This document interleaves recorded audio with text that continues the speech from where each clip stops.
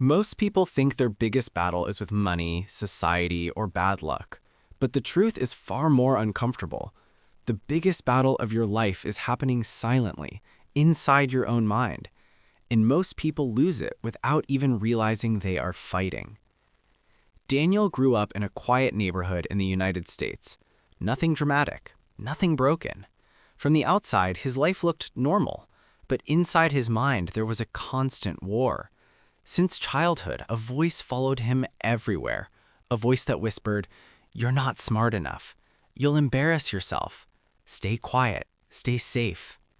In school, Daniel knew the answers but never raised his hand. In college, he had ideas but never shared them. At work, he had potential but never spoke up. Every night, he lay in bed thinking, "My life could be more, but I'm not the kind of person who changes things." And slowly, without noticing, he accepted a small, dangerous belief. This is just who I am. One evening after work, exhausted and frustrated, Daniel opened an old book he had never finished. One sentence stopped him cold. Your biggest problem is not the world. It is the story you keep telling yourself. For the first time, something clicked. He realized he had been fighting the wrong enemy, not failure, not other people, not bad luck. He had been fighting life, while blindly trusting every negative thought in his head. That night, Daniel didn't feel confident. He didn't feel motivated, but he made one small decision that would quietly change everything. He decided to stop treating his mind like a dictator and start treating it like a tool. The next day, he did something uncomfortable. He spoke once in a meeting. Just one sentence. His voice shook, his heart raced. Nothing magical happened. No applause, no praise. But that night he slept differently. So he repeated it. One uncomfortable action a day.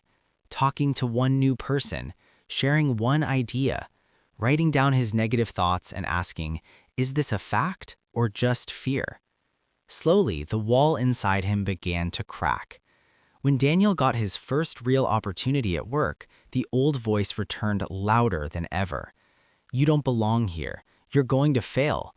They'll find out you're not good enough. Some nights he stared at the ceiling, wondering if he had made a mistake, wondering if he was pretending to be someone he wasn't. But every morning he did one brave thing anyway, because he learned something most people never do. Courage is not the absence of fear. It is the decision to move forward with fear.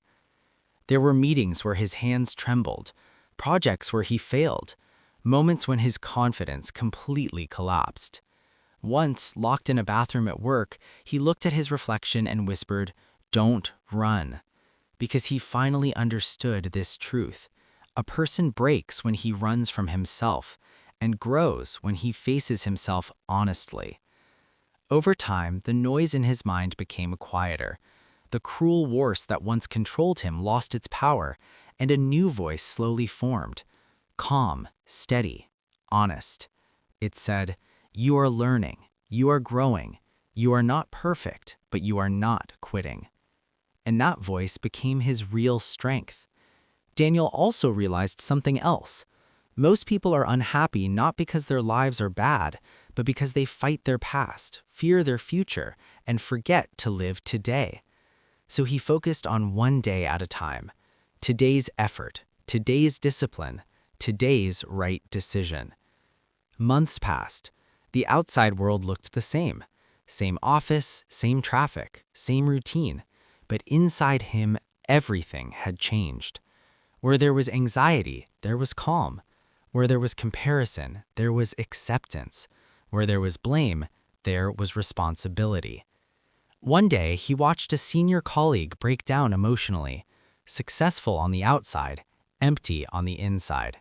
And Daniel understood something powerful. Moving forward is not enough. You must move in the right direction. Many people earn money, titles, and respect, but lose themselves in the process. From that moment, Daniel decided to measure his life not by salary, but by character. When old friends met him, they said, "You've changed," and he smiled, because he knew the truth. This change didn't come from one big moment. It came from thousands of small decisions made quietly, daily, in front of fear. Now, when a young, insecure newcomer looks at him and says, "I don't think I'm good enough," Daniel replies softly, "You're not weak. You're just trusting your thoughts too much." Because he learned through experience, the greatest victory in life is not defeating others, but defeating your own fear. And this battle is not fought outside. It is fought every morning you wake up, every time you choose courage over comfort, every time you fail and refuse to quit. One evening, standing on the same quiet street where he once feared even dreaming, Daniel realized something beautiful. Life never gave him a miracle. Life only gave him one opportunity to become a little better every day. And he didn't waste it, because he finally understood. Circumstances do not create a person. Decisions do. And every decision is born from a thought. So if you want to change your life, don't start outside. Start here, in your mind. Because the day you realize not every thought is true, and not every fear is a prophecy, that is the day your real life begins. Every day brings a new battle, but now you don't run. You face it, one small brave decision at a time. And that is how ordinary people build extraordinary lives.